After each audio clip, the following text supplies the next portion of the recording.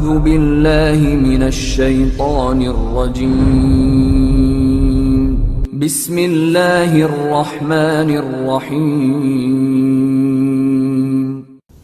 Masih ada waktu. 2. Cari dengan bahasa atau ungkapan yang menyentuh.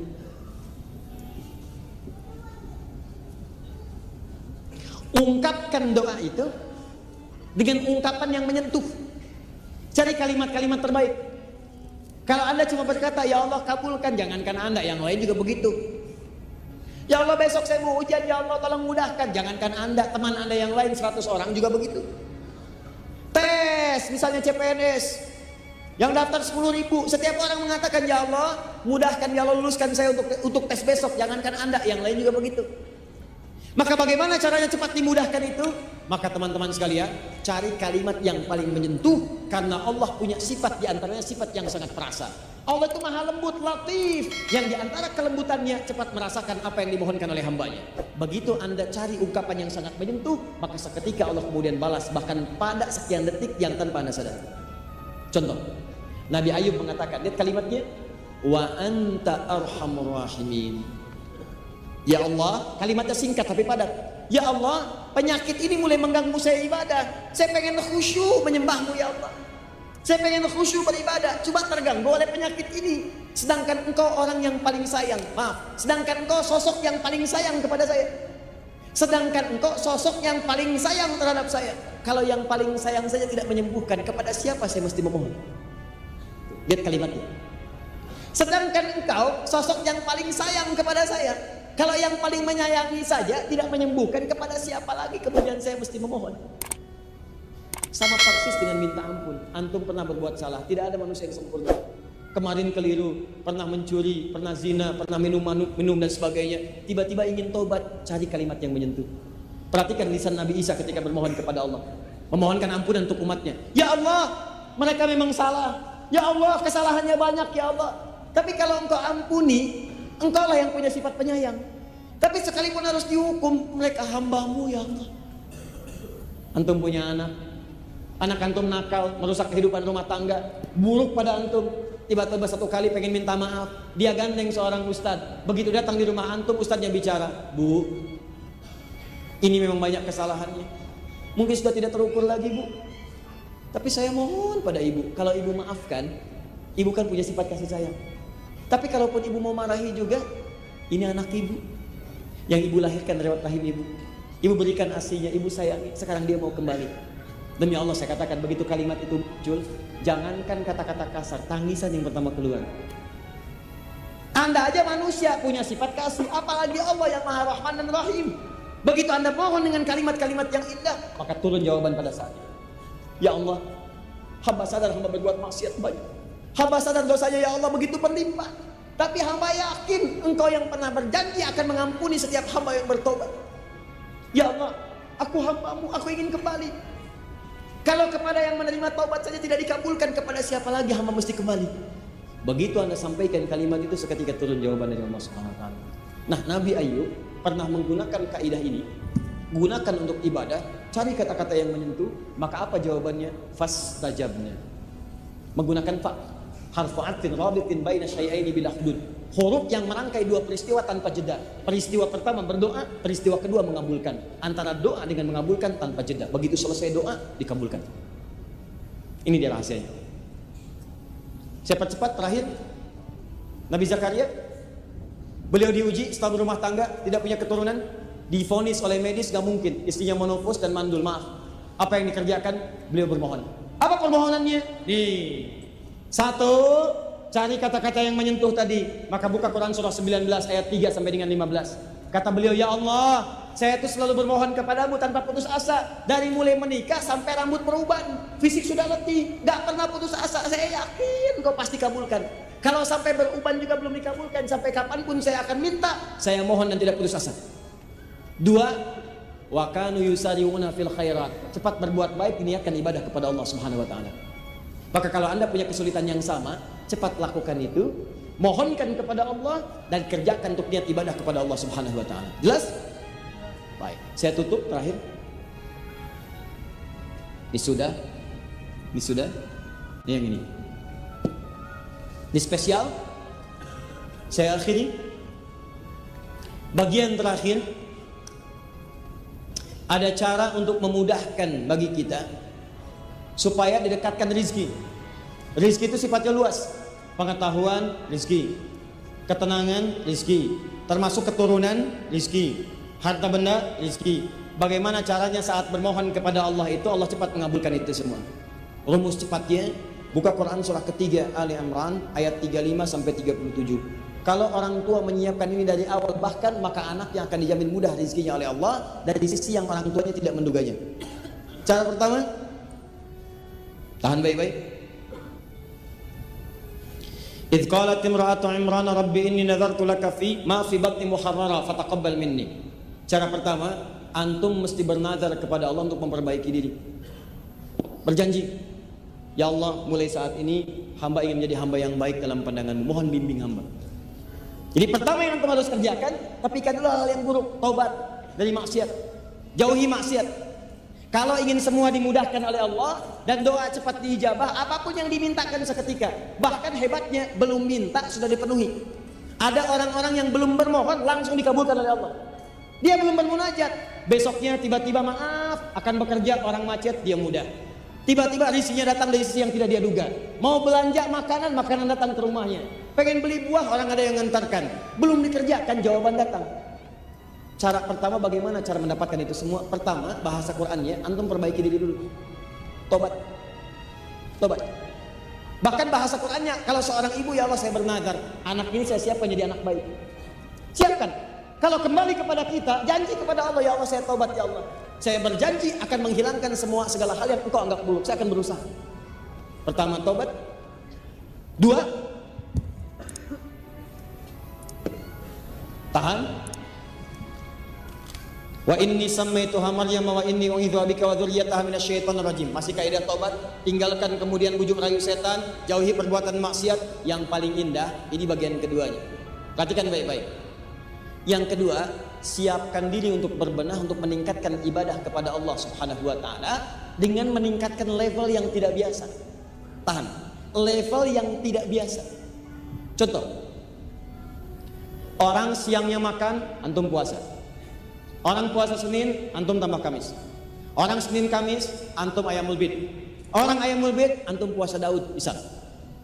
Orang puasa Daud sudah nggak ada lagi. Dia Daud, saya Sulaiman. Oh, nggak bisa. Nah, ini udah ngaco. Pokoknya intinya, setiap ada peluang meningkatkan yang lebih baik, antum ambil level yang lebih tinggi. Malam orang tidur, antum tahajud. Orang 2 rakaat, 4 rakaat. Orang 4, antum 6. Orang 6, antum 8. Orang 8, antum 10. Tambah witir 1. Ingin tingkatkan lagi, silahkan, gak ada batas. Kata Nabi, sepanjang mendekat kepada fajar. Tingkatkan, tingkatkan, tingkatkan. Begitu antum lakukan semua itu, apa yang terjadi? Maryam pernah disiapkan oleh ibundanya. Orang ibadah biasa di tempat biasa, di rumah. Maryam beda, langsung dibikinkan mihrab. Mihrab. Orang di tempat biasa, Maryam dibuatkan mihrab. Orang tahu dengan kalangan biasa, beliau mencari guru terbaik namanya Nabi Zakaria. Jadi bukan cara yang biasa. Orang cuma belajar dengan orang biasa, ini dicari orang yang paling bagus, Nabi Zakaria. Orang belajar di tempat biasa, ini dibikinkan tempat namanya mihrab, spesial mendekat kepada Allah. Begitu dikerjakan semua itu, apa yang terjadi? Lihat ayat 37 ini. Ayat 37 surah ketiga paling kiri sebelah bawah. Fataqabbalaha rabbuha biqabulin hasanin, 1, wa ambataha nabatan hasan, 2. Ketika seseorang berikhtiar, 1, dia bertobat dari maksiat yang dikerjakan. 2, dia bertekad lebih baik mendekat kepada Allah dari sebelumnya dan bisa menyaingi amalan orang lain. Dia tingkatkan amalannya lebih daripada yang biasa. Maka kata Allah, saya akan terima semua ikhtiarnya. Nih yang hebat.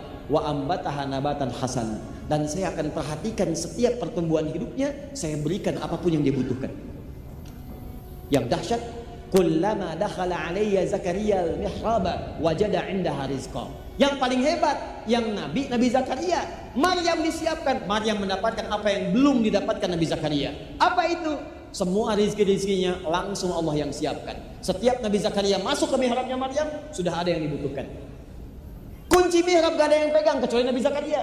Bawa makanan sudah ada, bawa buah-buahan sudah ada, bawa pakaian sudah ada. Musim apel ada apel, musim jeruk ada jeruk. Yang hebat bukan musim apel, ada apel. Itu yang dasar. Begitu ditanya, ya Maryam anna laki hadza, Maryam dari mana semua ini? Lihat jawabannya. Qalat huwa min indillah. Semua langsung diberikan oleh Allah. Innallaha yarzuqu may yasha. Ini kuncinya.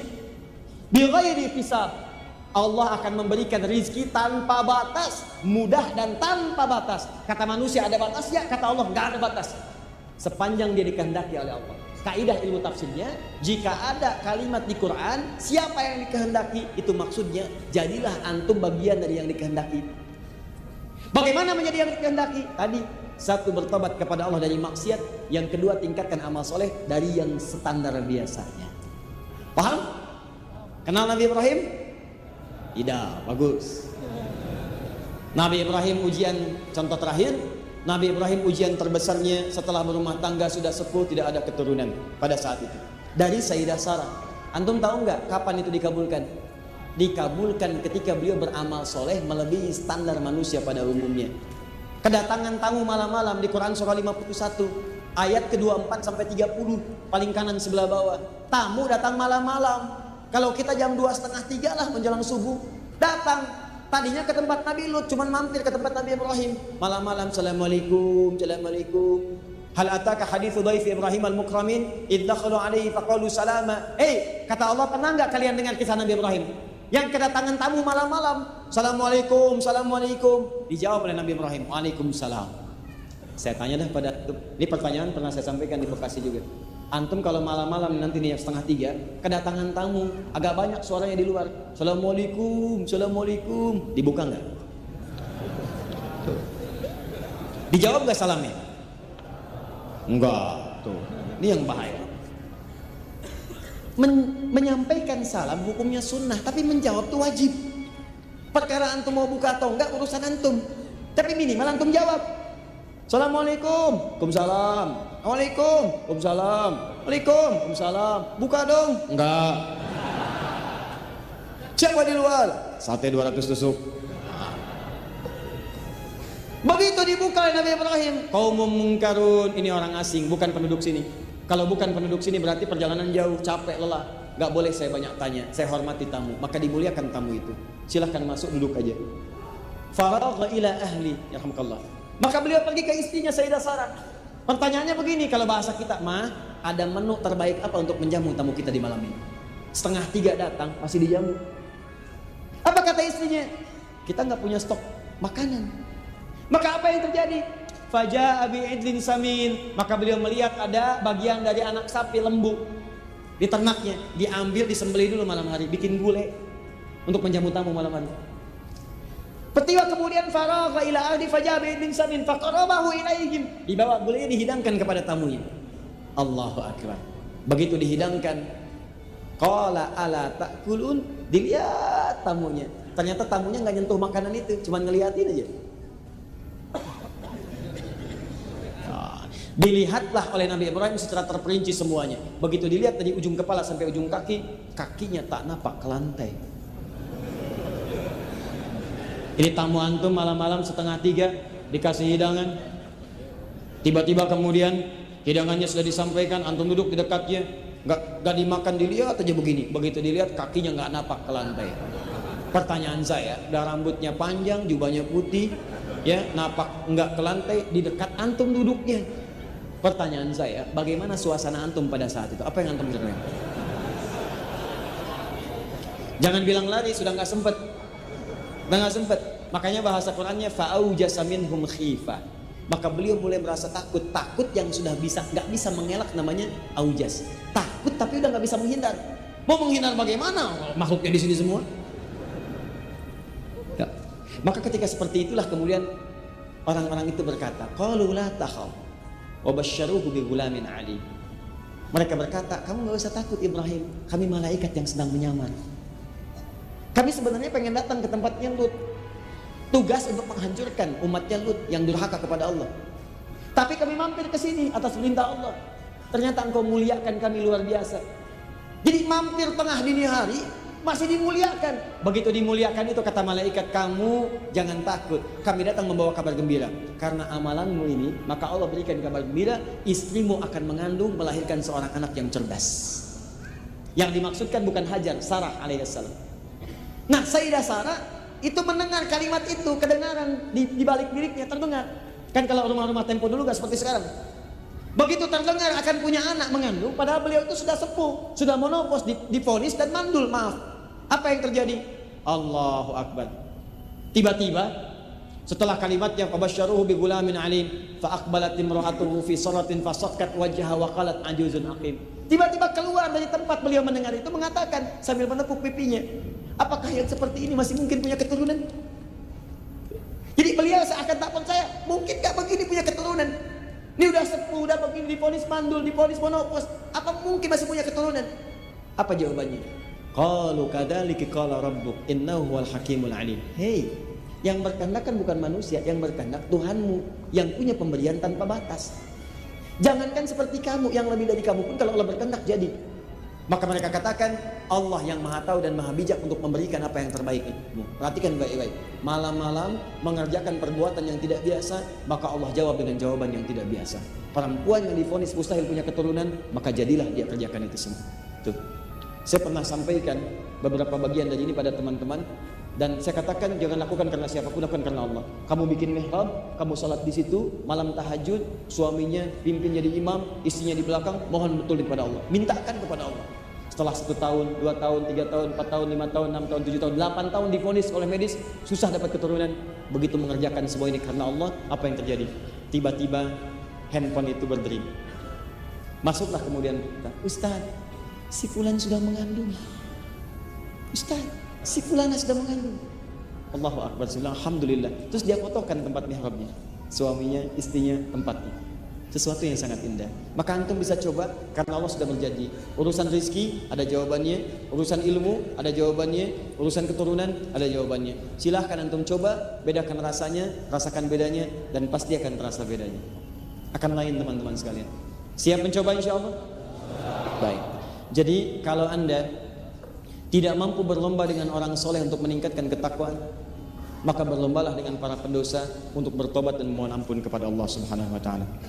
Malam ini kita tuntaskan materi kita dan kita anggap selesai cara kita bermohon kepada Allah. Tinggal bagaimana kita menyiapkan diri kita. Siap bertobat insyaallah? Ya, ini sudah ya, kita tidak tahu kapan kita wafat. Malam ini, detik ini pulang, antum istighfar, perbaiki hidup, jadi lebih dekat kepada Allah. Apa yang pernah salah, tinggalkan dan berubah. Kemudian yang kedua, tingkatkan berubah untuk mendekat kepada Allah dengan amal soleh. Yuk, sholat berjamaah. Besok siapkan mau jamaah di mana? Dari mulai subuh.